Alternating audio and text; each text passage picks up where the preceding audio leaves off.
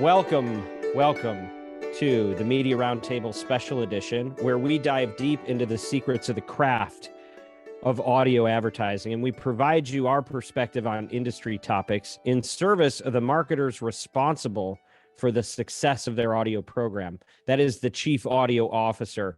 I'm your host, Dan Granger, CEO and founder of Oxford Road, and I have an all-star cast joining me on this panel today at this roundtable. I'm really the only one sitting at a roundtable, but we're going to simulate it through the powers of Zoom. We have an actual live authenticated chief audio officer among us today, and that is my old friend. He's young at heart, but we go back a ways. Rion Swartz, who is VP of Brand Marketing at Constant Contact. Welcome, Rion. Glad to have you with us today. Thank you, Dan. I'm thrilled to be here. It's lovely to see you again. It's always lovely to see you. Now, normally when I see Rion, we go to Raffy's in Glendale, which is absolutely delicious. But this conversation is gonna be even more delicious, I'm sure. So we also have the great and powerful Pierre Bouvard, Chief Insights Officer at Cumulus Media and Westwood One. Welcome back, Pierre. Pierre was our first guest ever on this show 4 years ago. So Pierre, look at what you've started. Oh my gosh. And do I get like a special blazer, like from like Saturday Night Live when you do 2 episodes or something like that? We mailed it to you. You didn't get it? I'm actually in Las Vegas, so I'll look for it when I get home. Perfect. Well, yeah, keep looking. It may be lost in the mail. Anyway, we have James Ingrassia, Head of Account Services at Oxford Road. Glad to have you with us, James. Thank you. James gets to look directly at the performance and talk directly to, a few dozen brands and that are focused on audio. And so he's always kind of really knows what happens when the rubber meets the road. And it's great to have him as part of this conversation. And then on the Oxford Road side, we always need to have somebody that really knows what they're talking about. So we bring in Neal Lucey, who's EVP of Strategy and Product at Oxford Road. And, he's always the most well-researched in the group. So welcome back, Neal. I hope I live up to that today. But I'm excited for this conversation. B2B is near and dear to our hearts. Near and dear to our hearts. It's an important topic. And,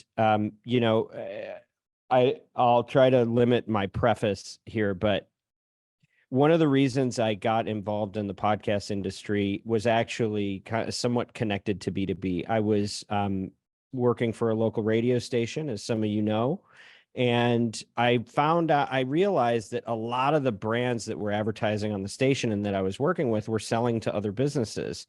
And I was always looking for, I think, what we all generally look for in marketing, which is how do you find the right audience with content that actually matches the brand? And everywhere I looked on the radio, it was like in spoken word, business to business, I would say, well, what do we have that's B2B? And somebody'd be like, well, we do these stock market updates. And I'm like, that's not really it. And I think there's actually a lot of confusion in the marketplace about what environments were right. But the problem with terrestrial radio, at least at the time that I was working in it, and this is probably 15 years ago, was that there was a real limit on how many different subjects could be successfully discussed in a show. And so if you wanted to tailor an ad specifically to the environment and really have that overlap with a business owner or decision maker who's trying to find best practices for what they do, it wasn't a big enough audience to put on terrestrial radio, and podcasts were a solution where you could actually find people that were narrow casting to a much more targeted audience that carried a lot of the same benefits through the spoken word in audio. And that kind of gave me a real practical awareness of what needed to change and what the benefit of kind of the evolution of the channel was going to be. And so this has been, I think, something that's vexed a lot of us for a long time. We work with a lot of B2B brands, maybe somewhat coincidentally, it's not really by design at Oxford Road. And I think there's a lot of people that wonder, well, what is B2B? When is the business so niche that it doesn't make sense to do, the type of advertising that we all do with our time? And what are the best practices? What has to change when you approach it? So we're going to get into a lot of that today. And I think the genesis of us doing this special episode and starting to think about content for this is a report that Pierre put out within the last few months about, what we call the special relationship between spoken word audio and business to business. And I'm going to ask you, Pierre, to just break it down a little bit, share some of the highlights from that report. And, by the end of our discussion here, we're going to try to have some pretty practical, transferable examples of how you and your business, if you're talking to other business people as your customers, what are the ways that audio can better work for you? But before we do that, I just want to flag one stat that we pulled. We went into PodScribe, which is one of the sources we use to get market intel and see how campaigns are doing. Looked at the top 100 brands advertising in podcasts specifically based on spend over the last 12 months. And I counted 4 B2B brands. Some of those we actually introduced to the channel, but there were 40% of the top 10 in business to business advertising in podcast. And then something else happened that was kind of weird. I looked at the rest of the 90 to 100 or 11 to 100, and there really weren't very many. It was like there were probably 4 on the other 90, but in that top 10, there were some real breakaway winners. And I think it underscores 2 things that are important here. Number one, yes, it does work. It is a powerful tool for a business to business marketer. But 2, most people either don't know it or don't know how to use it. So this is a very practical conversation that we're having today that I think can help a lot of brands better understand how to open up their market and not just do, emails and LinkedIn and direct selling. So Pierre, let's start with you. Do you mind just kind of introducing and teasing the report a little bit? Sure. So what we did is we took a look at a series of major marketing effectiveness studies, specifically on B2B. There has been a myth in B2B over the decades that we're nothing like consumer marketing. We're totally different. And none of the rules of advertising, or most of the rules of advertising to consumers, don't apply in B2B. And so a number of kind of the leading gurus, marketing effectiveness, the Aaron Bergbass Institute of Marketing Science, Dr. Byron Sharp, Les Binet and Peter Field, the 2 godfathers of marketing effectiveness, they have conducted over the last couple of years specific research on B2B. And their major conclusion is that there is a tremendous commonality with consumer marketing. For example, decisions are made based on emotion. For example, most people aren't in market. One of the most significant studies for B2B came out of the Aaron Bergbass Institute of Marketing Science, and they had this rule that they call the 95-5 rule. Only 5% of B2B brands are in market at any given point in time. 95% are not. And so as marketers, we have 2 very important jobs.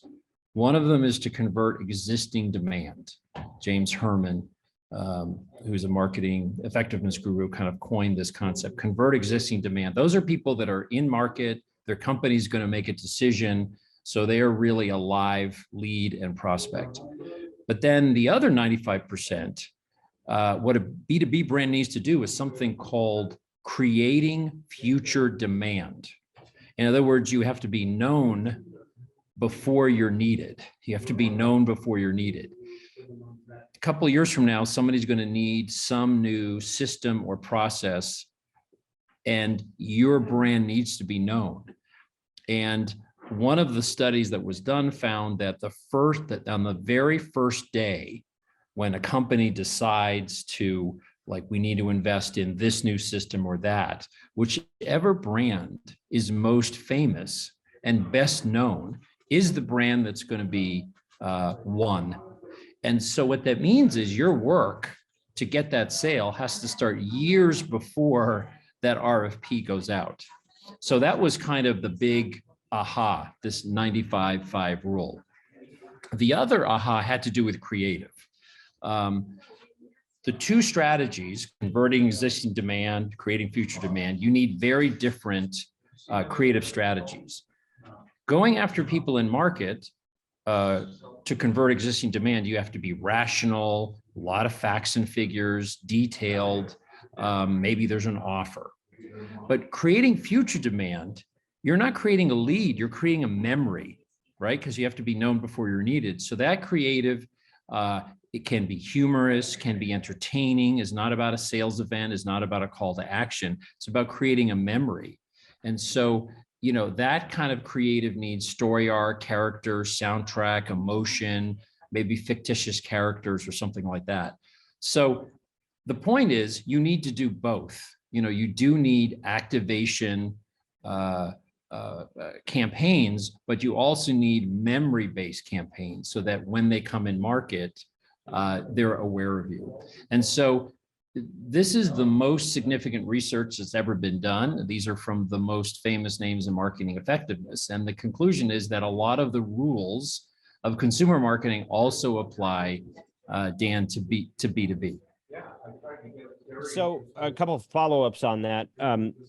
One is, how radically different is it than B2C?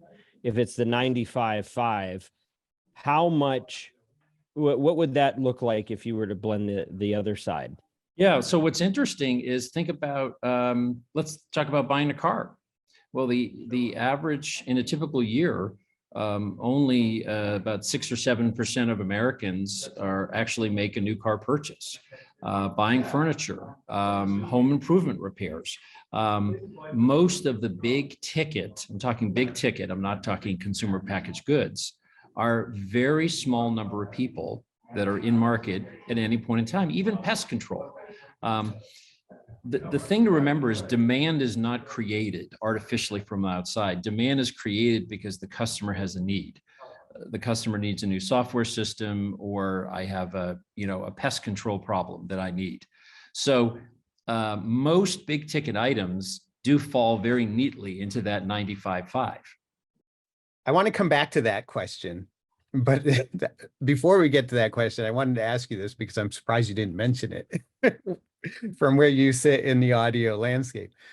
What do you see as the role of audio to reach the B2B decision maker? I mean, it seems that, I mean, we have a ton of research that supports audio's place, but I want to hear it from your perspective as well. Sure. So we've done, a tremendous number of studies on different B2B categories.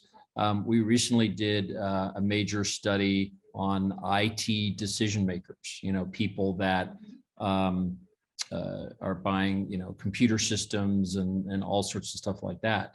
And so we asked them about how much TV viewing they do, online video, regular TV, podcasts, and the number one most listened to or consumed media platform was AM/FM radio. And podcasts, 62% of IT decision makers listen to podcasts. So audio, for the busy professional who doesn't have a lot of time for linear TV, audio plays a huge role in their life. When we looked at the radio programming formats that they listen to, this is IT decision makers I'm still with. Spoken word was very strong. Half of them listened to news talk, but the number one programming format was classic rock and regular rock and classic hits. So don't think of the content for B2B as just serious business talk. They listen to a wide variety of content. So on the podcast front, among IT decision makers, the number one genre, news, current events, followed by technology, business and finance, endemic, but then listen, entertainment and culture, sports, music. So it's not just serious business stuff, it's a broader array of entertainment content. So audio is in the ear of B2B decision makers and one of their most consumed media platforms. I want to go back to what you said, just to support your comment that a lot of business decisions aren't made in the moment, but it's more of a brand affinity that people kind of remember when the time comes. We just saw that happen with one of our clients. I won't disclose the name, but there was an incident that drummed up the need for their business in the marketplace about 3 weeks ago, and they had the best sales that they had in a number of years that 1 week because of this instance. And because of pixels, audio also saw the best week that it had in 3 weeks. Now, it's not just a matter of we didn't spend more that week, we didn't do anything different that week, but it was because of the affinity we built in the marketplace that people knew that because of this instance that took place, that they could take action with that brand because of the years of branding that we've done through B2B marketing. Yep. So the most powerful search engine in the world is your memory, because you have to know what you're searching for in the name of the brand. And that incident that you refer to 3 weeks ago that suddenly caused people to say, oh my God, I have to, that brand was known before they were needed. And what's been interesting in the last month or so, the performance marketing trades are now full of words like brand awareness, because suddenly I think we're going back to our advertising roots, and we're realizing that without awareness, there's no performance.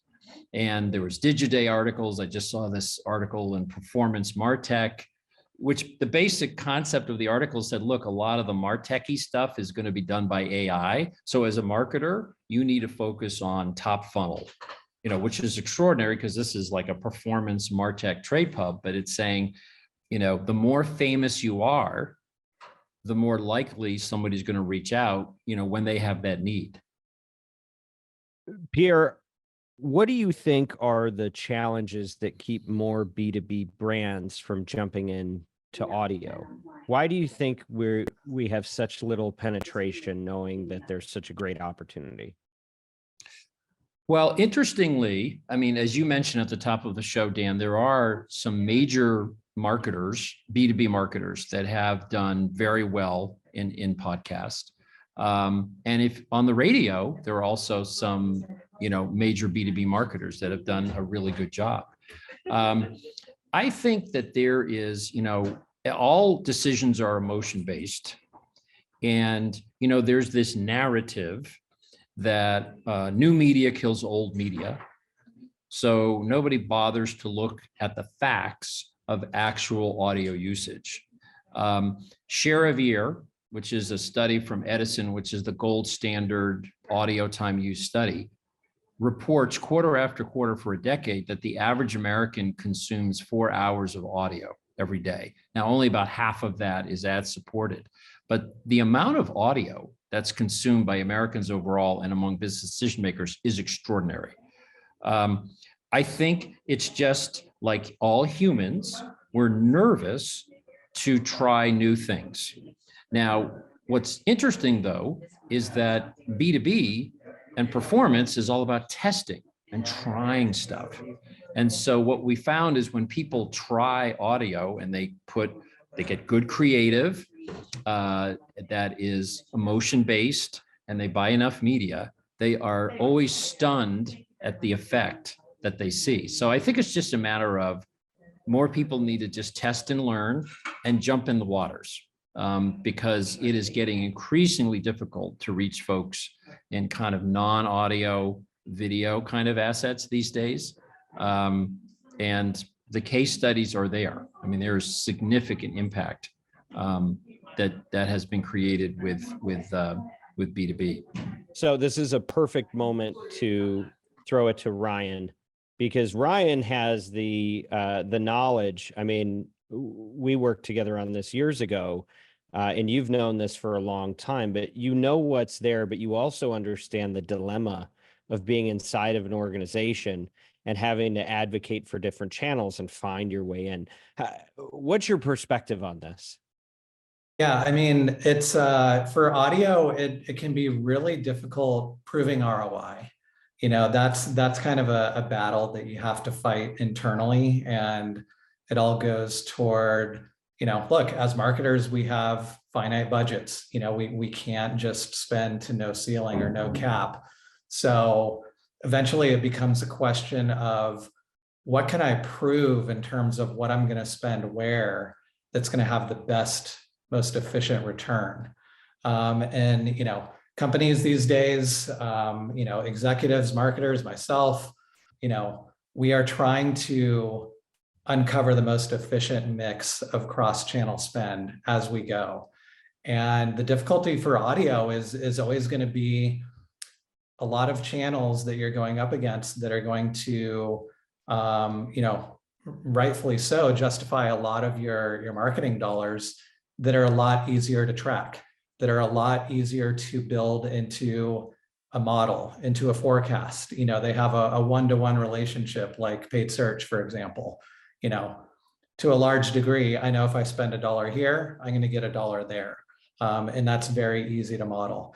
Audio, upper funnel, linear TV, things like that, they're not as easy to model. You have to look at different signals, and you have to justify that that dollar spent in a channel that's not as easy to track is going to be just as effective and just as efficient as some of those channels that are much easier to track.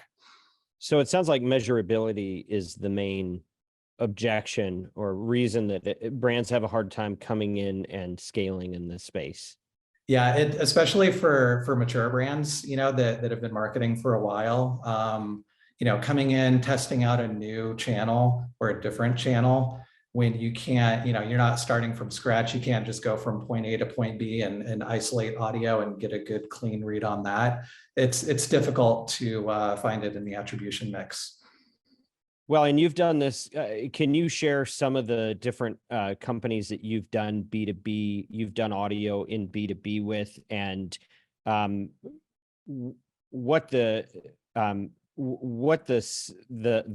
way in for those companies was? Well, yeah, I mean, I spent a large part of my career at LegalZoom. That's where I first met you, Dan. I remember back in those days. That was a brand that started pretty significantly in audio, and I was a little bit lucky. I followed someone who had kind of done some experimenting in the space, and tried audio very early on and immediately saw lift in traffic, lift in sales. But at that time they weren't doing a lot of other advertising, so it was kind of easy to see. So yeah, it's kind of interesting your point, because if at the time you joined, if it was you that brought in the first audio test, it would have been a lot harder to prove potentially. Absolutely. Right? Absolutely, yeah. Taking that initial leap is just that. It is a bit of a leap that a lot of people have kind of difficulty taking, and it does require a little bit of a gut instinct and that leap of faith. But at LegalZoom, we were doing a lot of promo code tracking to orders, monitoring our website traffic. We also, when I started doing some more advanced modeling with some agency partners and even internally, media mix modeling to try and isolate, the different spends and different activities across different channels, and really find what's driving what compared to each other. And that's very helpful as well. I always suggest media mix modeling as part of your analytics mix to inform what each channel is doing from an ROI perspective. I wanted to get back to that 95-5 equation that Pierre brought up, and it's something that the Ehrenberg Bass Institute has established. It's an estimate, right? But I mean, when I think about that tells me that the longer term is even more important, right, than the short term, because you've got to build those memory structures. But the tension to me is, like, you as a marketer, Rion, if you wait for 5 years to deliver that result, are you going to still be employed? So like, how do you, are you even able to balance it? Is it like, it's just like, there's no long term without a short term, and short term is going to be the focus. So we can kind of talk about that as much as we want, but will that really resonate with B2B marketers as much as we think it should? Yeah, and I can jump in on that.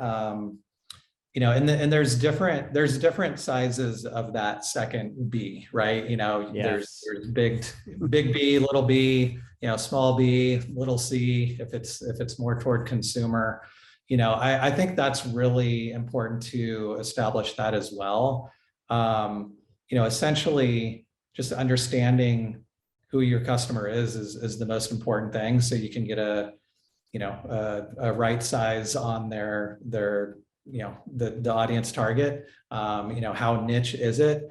And it's really speaking to, you know, what's the level of consideration? You know, is it high consideration? Is it low consideration? Is there a large price tag? And, you know, how many people are involved in the decision that needs to be made?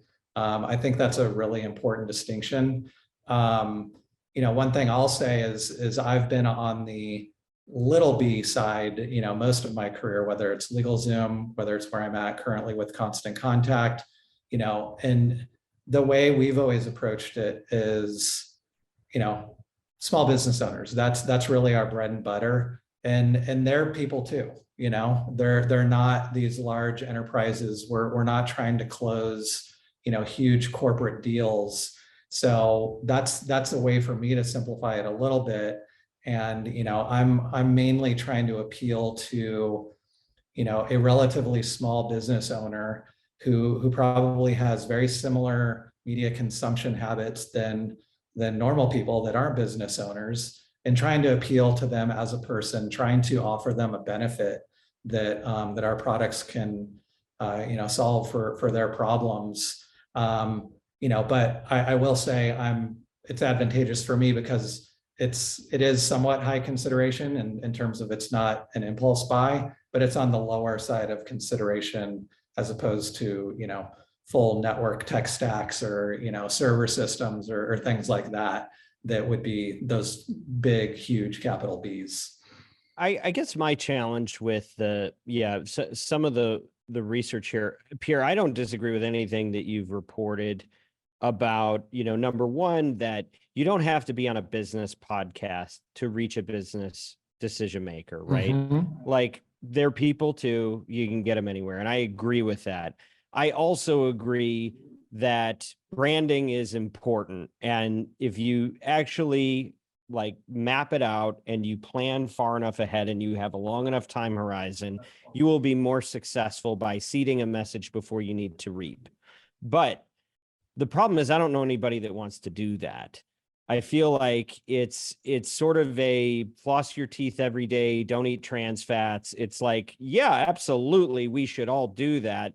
But then you go out into the world and the pressures that marketers are feeling, and, you know, I don't know what the turnover is today, but it's like 18 months on a CMO. I mean, there is so much pressure for immediate indication of success, and finding somebody with the interest, the fortitude, the budget, the risk appetite to go in.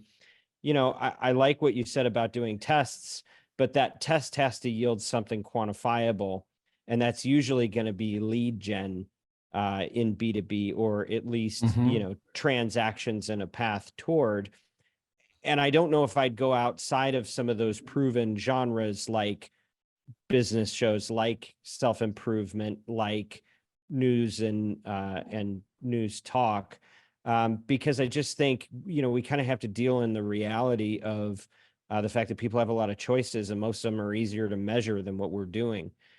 So I think it's all true and good, but I also think, you know, there have to be somewhat different approaches taken depending on the culture of the business that you're at. And I'd say 90% of them just aren't going to give it its test if they feel like this really needs to be a 12-month branding exercise, and then you can start to see some lift. There's too few of them out there that look at it that way. I open to anybody's reaction to that. I would say, Dan, that just from seeing a variety of B2B clients that we work with, you have to have the courage to swim past the breakers, for lack of a better analogy. Like, once you get past that and you have a nice momentum going, you then see traction and it keeps going. But if you test and then you get afraid and you come back and you test a little bit more and then you come back, you have to almost reach that point of critical mass where you're going all in, it's going to work, it's going to hurt until you get to that point. But then when you're past it, generally it's smooth sailing, and then you get to optimize and dial up and down. But I've seen that a lot of times from our clients. I like where this is going, James. So if you were, if we were to just role play this a little bit here, and we pretended that Rion wasn't already a seasoned veteran in B2B advertising and audio, and he were new to the channel, what would you tell him to expect? What would you, what does somebody, should he see nothing in the first 90 days? I would advise that you would see, it is, and we tell all of our clients, this is not a in-week spend equals in-week performance type of channel, especially for B2B advertisers. Like we said earlier, people don't have the need to switch their whole back-end system immediately, but they will have the need hopefully in 3, 6, 9 months. So I do think it's going to be a very turbulent few weeks, but there are going to be signs of hope and positive directions that we can dial in. And then what we would do is dig in, and at the end of a complete test or at the end of a predetermined amount of time, we're going to look back and we're going to see if audio is a successful channel for you or not. Rion, would that work with you and your team if you didn't know what you already know? I'd be skeptical, but I would offer a challenge back, which is, okay, we might not see immediate revenue or anything like that, but we need some type of signal that shows that there's a pulse, and that might be, hey, we need to gather marketing qualified leads, so I get that I might not get all of them during that first week, but help me get an expectation for the types of signals that I can at least use to show that there's a pulse and we've got some activity here, and that further down the road, those are going to turn into genuine conversions and revenue. I think something very special is happening right now, because you guys are modeling what doesn't happen before most ad campaigns, where people go in with a lot of optimistic assumptions about how things are going to work, right?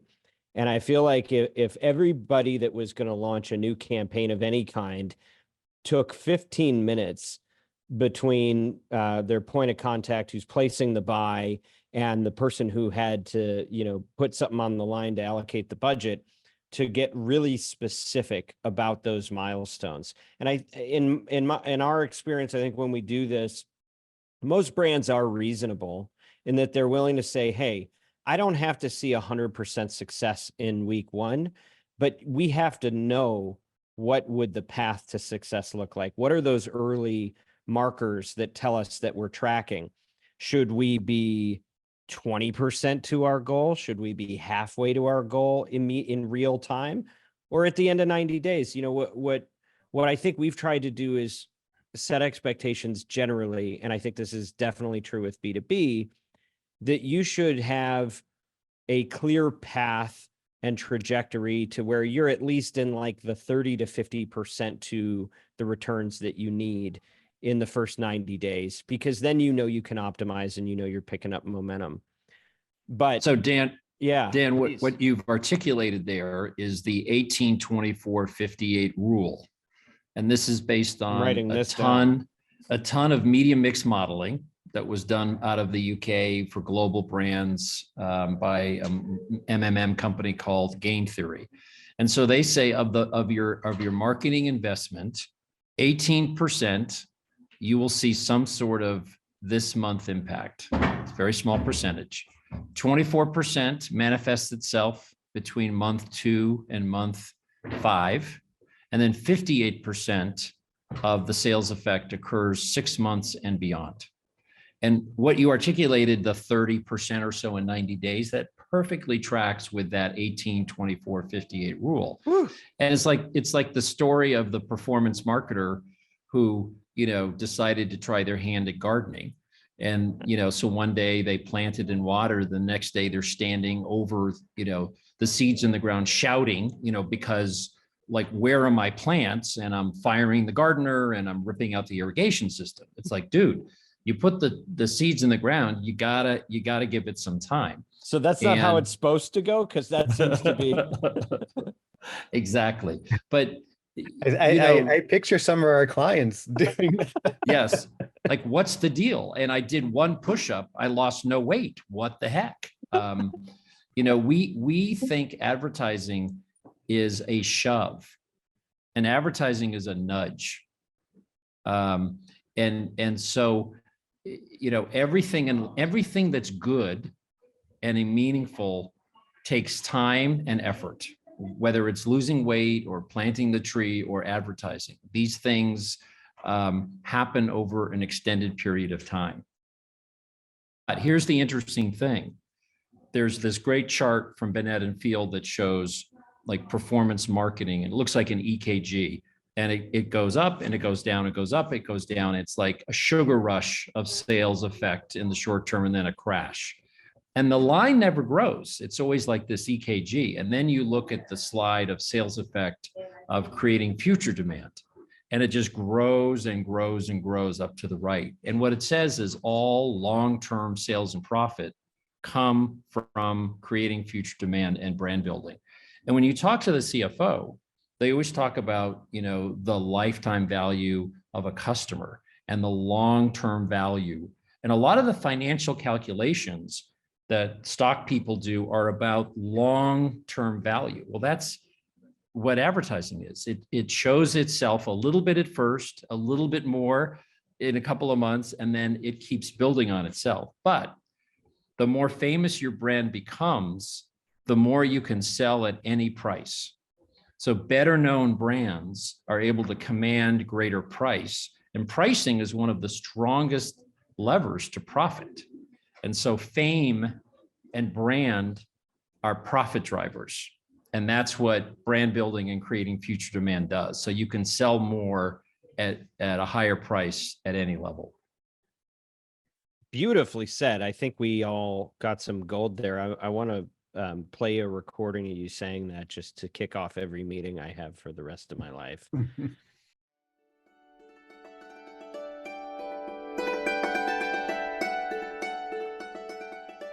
Okay, pop quiz. Have you ever heard of these companies? Shopify, Bayer, Oracle, Indeed, Masterclass, Babbel, Tommy John. We could go on. I don't just host the Media Roundtable podcast, but I have the good fortune of being the CEO of a company called Oxford Road, where we are the world's leading independently owned and operated agency specializing in audio. Think podcasts, radio, and streaming. And what that means is that we get to help great companies worth fighting for, grow with audio advertising, whether it's podcasts, radio, or streaming, and all its various tentacles. This includes media planning and buying. We do analytics, attribution, and insights. We also have a special way that we deal with creative and copy generation. It's our own proprietary process called Audiolytics that allows us to score ads for their persuasiveness. Bottom line is we don't just work here. Audio is our passion, and we want to lead this industry to new heights beyond what we've ever seen so far. That's why we've been leading the industry in brand safety and suitability and actually bringing you solutions to market so that you can evaluate the way that you get placed in a show so that it matches up with your values, in addition to avoiding the things that might be problematic for your brand. If you're a chief audio officer and you're looking to get best in market performance at maximum viable scale, do get in touch with us at oxfordroad.com. Or if you love audio and are strategic, relentless, and looking for a career change, consider joining our mission as a fellow agent of influence. Just flip us your resume through oxfordroad.com. And if you're working anywhere in the audio industry and you're serious about this business, make sure you go to oxfordroad.com, easy to spell. Sign up for our free newsletter, The Influencer, at oxfordroad.com. And make sure you mention that you heard about us on the Media Roundtable podcast.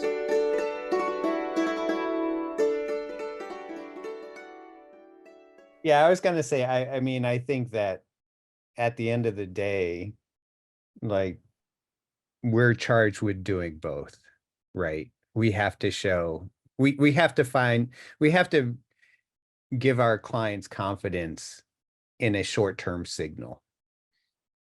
And that's converting existing demand. It's getting some of those 5% people that are in market to pick our brand, and they're ready to buy, and we got to go get them. So absolutely. Yeah. And then I think at the same time, we're making recommendations about media channels that, can drive that short-term signal, but we know will also drive a longer term impact as well. I mean, I know from just internal research that we're doing in terms of the lag effect of podcasts. So like you compare that, like streaming, if you're going to get a signal, it's going to come quickly, but podcasts is a longer play. So you may not see the conversion for week one, or, a portion of the conversions will come in week one, but there's a week 2, week 3, week 4, week 5, week 6. So you have to let it play out a longer term. Neal, while you're going here, do you mind just sharing with us? I know there was some other research that came out, and anything you think adds to the discussion from either the Signal Hill report, and I know Mark Ritson also had some commentary on this. Fill us in. Yeah, I mean, it's I don't want to just say that Pierre is the lone wolf out there saying that audio It's is just the best wolf. He is the best wolf, but he's not the only person out there that's saying this. So, not long after Pierre published his piece, Signal Hill came out with a study, and it was done at the behest of one of their B2B clients who wanted to understand, and I think that client was using branded podcasts, so a branded B2B podcast, but they also then want to say, hey, what are business decision makers listening to? Are they listening to podcasts? And their research showed that they're avid podcast listeners. They're consuming upwards of 5 hours of content weekly. I mean, they're in the genres that we would expect them to be in: news, business, education, and technology. There's kind of that both. They're looking for self-improvement. They're looking for inspiration in terms of what they're listening to. They're listening to, podcasts at home. They're listening to podcasts on their commute, while they're traveling, while they're working out. So all of that is great insight. We do a ton of our own research. And to Pierre's point, in terms of the role of audio, if we're looking at a business decision maker audience, if we're looking at like a small business owner audience, is either average or above average almost for every channel. So AM, FM, AM is usually above average. FM tends to be more average, but it delivers mass reach. And we know that that's something that a lot of media channels can't do now. Podcast is above average. We also see opportunities to reach business decision makers outside of like just the endemic environments, right? To that point of business decision makers are people too. They're interested in understanding how things work, how machinery works. They're interested in finance. They're interested in sports. So there's lots of ways in to reach that audience. And so those are things that, we can think about. So it's not just honing in on exactly those environments that you would expect to be in, but also being in unexpected environments too. Absolutely. So let's get practical here. We don't have a ton of time left, but I want to make sure people walk away from this. I think, we've kind of made the case that, look, there's a lot of people that are winning in B2B at the top, and then there's a lot of room because there's a lot of people that aren't involved with audio that probably should be. What are some of the best practices you would advise to somebody that's not yet successful in this game to come in successfully? And we'll start with you, Rion. Sure. Yeah. I mean, most important, I think you need to establish some ground rules. You're essentially looking at testing your way into something. So, define what success looks like, and partner hopefully with an agency like Oxford Road or someone who knows what they're doing, to help you answer that question. It's, you can't just say like, hey, let's give audio a shot. We're just going to throw a bunch of money at it and see what happens. You really need to hone in on what you expect will happen and what your benchmarks for success are going to be, and what that start and stop read is going to be. Another super important thing when it comes to audio is also brand safety. So when you're defining what your ROI measurements and success benchmarks are going to be, I think you also need to decide what is acceptable in terms of your brand values, in terms of the type of content that you want to play in, and make sure that you have a good, decision mechanism in place, and, some guidance on what are the right types of programs, the right types of channels, and the right types of content that aligns with your brand values to play in. Those are good ones. On the brand safety front, Rion, you've been on the front lines of this. You've taken the arrows that come with, not being conservative in, or not being the most conservative, and affiliating with personalities who have opinions. Everybody that's getting into this, I think, needs to appreciate that their biggest share of opportunity in audio is probably in that news and opinion format. And it'll oftentimes give you the best ROI. Would you give advice about, should a B2B marketer be a little extra lenient because it's so important for that category, or give it a little extra consideration? Or is it kind of like, it is what it is and just stay away from it and there's plenty to buy? I think you just really need to strongly consider, today's just social media and consumer environment where, people speak their mind, and if they disagree with something that you're aligned with, you're likely going to hear about it one way or another. So you need to identify your level of acceptance if that happens, and whether or not you want to embrace it and use it as a platform to speak to your values and what you stand for, and kind of double down and say, we believe this, and this is why we appear in this type of content. Or you need to take a more conservative approach and just say, let's gravitate toward more factual content, less opinion driven, less people that are just trying to use clickbait or be controversial to drum up an audience, and tailor that to the type of content that you go after.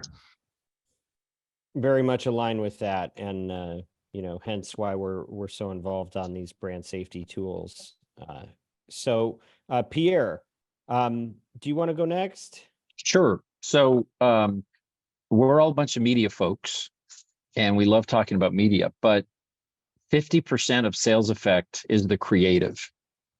And you can have the best media in the world, but if the creative is not optimized for audio, you might not get the results you deliver. So System One is a company out of the UK. It's one of the global leaders in creative effectiveness, and they have 5 creative elements for B2B marketers. Number 1, story arc. They say those that tell the best stories rule the world. That's not reading a list of dry features. That's actually telling a story. And number 2 are characters. We all need someone or something to cheer for.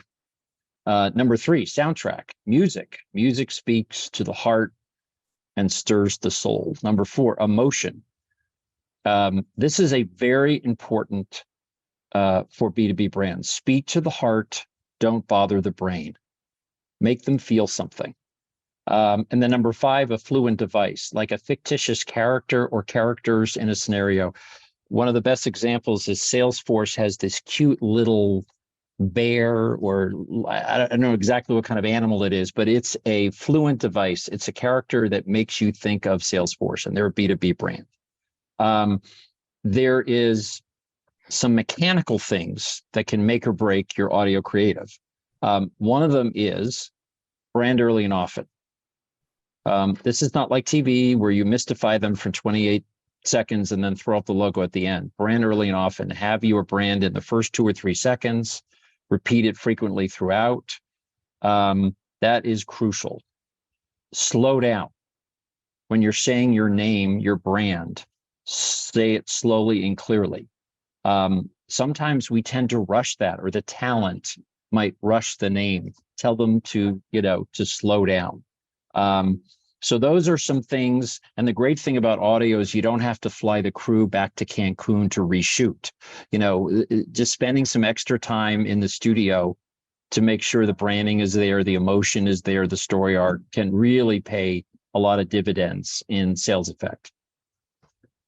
Love that. And I guess I don't often have the courage to promote somebody to go full emotion and suspend all of the reasons to buy in a piece of creative, but man, do I want to do a head-to-head test on that. So Jenny Romaniak, who is with Aaron Bass Institute of Marketing Science, has this great quote. She says, a lot of advertising is geared to persuasion rather than building mental availability. Mental availability is how well known you are, how quickly you come to mind. So persuasion is assuming you're in the room and you're arguing your point, where mental availability is just getting in the room. And that is the big issue. Most B2B brands aren't in the room. They're not known, but they're spending all their money arguing as if they're already in the room. All right, so Rion, we're shifting your campaign to all 5-second jingles. Sonic logos to fix. Let's give it a shot. O'Reilly. There's something publishable here. Pierre, would you give us free inventory to do such a head-to-head test? Hey, buy one, get one free. Not a problem. All right, we got a deal. All right, let's go to Neal next. Yeah, I do want to say, I mean, I'm glad Pierre brought up the creative part of the equation, because I think oftentimes we think of, I mean, we're in the media side of the business for the most. I mean, we do both creative and media at Oxford Road, but creative does carry a disproportionate amount of the impact of advertising, and it's important to bring that up. So I'm glad you did. I would say that for B2B to work, you have that emotional messaging. I mean, you talk to Stu Redwine, who's our head of creative.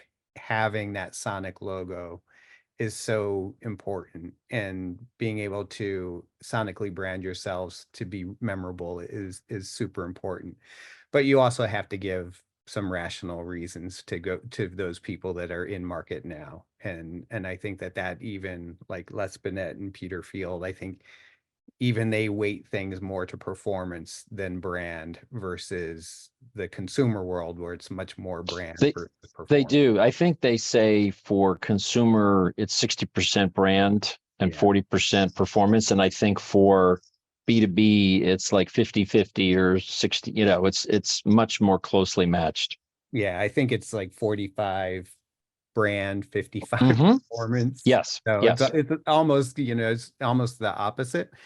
What I would say, and I think we're offering advice, is if you're working with an agency, that agency likely has experience working with B2B marketers. I mean, an overwhelming percent of our business comes from B2B. So we've helped B2B marketers navigate through this and build that short-term results. And so we have, like, using those best practices, using that audience research to identify the right opportunities, I think is all really important to making audio a channel that can work for your business as a B2B marketer. And I mean, I think that we have information that really has shown across multiple categories, maybe not perfectly, your category, but at least adjacent to your category, that can help you find success in audio if you're trying to reach B2B decision makers. And we'll go to you next, James, but before we do, when is it too small of a B or too large of a B because it's so niche that it's not worth using audio as a channel, or it's just not worth it. Any opinions on that? That's for You me. know, That's for anybody. Yeah. yeah. The marketing textbooks are full of brands that started small and, built themselves up over time. And, that's the cool thing about audio is you can kind of pick a land and expand concept. And we're going to start with just a couple of podcasts or just this one particular radio talent. And we're going to just focus on that and be judicious, and then over time expand. And and that's the cool thing about podcasts is they're podcasts with 10,000 listeners, so this is not like you're buying Super Bowl ads and there's only one size fits all. You can start very surgically and do well. And this is really where creative can have an effect, because an ad that is funny, entertaining, outlandish, can punch above its weight. And, System One has tested a lot of B2B creative, and most of it is very poor testing. Elicits zero impact, not a lot of impact, not a lot of short-term sales effect, very little branding. So if you have some creative that is gets people talking and is really entertaining, you can really appear to be much bigger than you really are, because you're starting to build awareness and fame. Yeah, I just think about, I used to think it's great if you're reaching the solopreneur, if you're reaching to somebody that wants to start a business or is, can use a product or service by themselves. Then anybody that's bigger than that is gravy, but that's kind of where you want to be. But I've actually seen purchases that are, sometimes six-figure purchases done by a very narrow set. Like if you're only targeting the Fortune 500, does it make sense to reach millions of people? I think is part of the calculus that a lot of folks have to do. And I would imagine that there's a total addressable market equation somewhere that says, look, if you don't reach more than X number of people in the country, you may want to look at another channel where you can only talk to those people at scale, Yep. right? But it's hard to know where does it end? Yeah, be careful, because tight targeting means low sales and profits. So this notion of just want chief information officers. Well, by the time that CIO makes that big decision, he might be retired. And so you want to reach the level under him and the level under that and the level under that, because they're going to be the CIO in a couple of years, or they'll have a more senior responsibility, or they'll have more say on the purchase. So you have to make sure that you're not so tightly targeted that you're not going to hit much of anybody.